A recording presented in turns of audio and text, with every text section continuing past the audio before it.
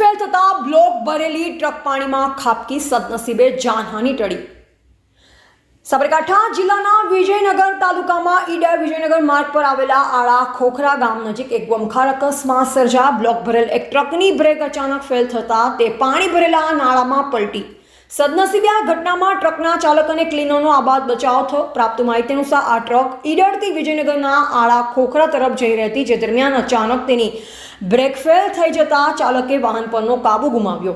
પરિણામે truck road સાઈડમાં આવેલા પાણી ભરેલ નાળામાં ખાબકી। અકસ્માત એટલો ગંભીર હતો કે ટ્રકમાં ભરેલા સિમેન્ટના બ્લોક વેરણછેરણ થઈ પાણીમાં ગરકાવ થયા, જે કારણે ભારે નુકસાન થયું છે। જોકે સૌથી રાહતની વાત એ રહી કે આ ઘટનામાં કોઈ જાનહાનિ થઈ નથી અને ટ્રક ચાલક અને ક્લીનર સુરક્ષિત બહાર નીકળી ગયા।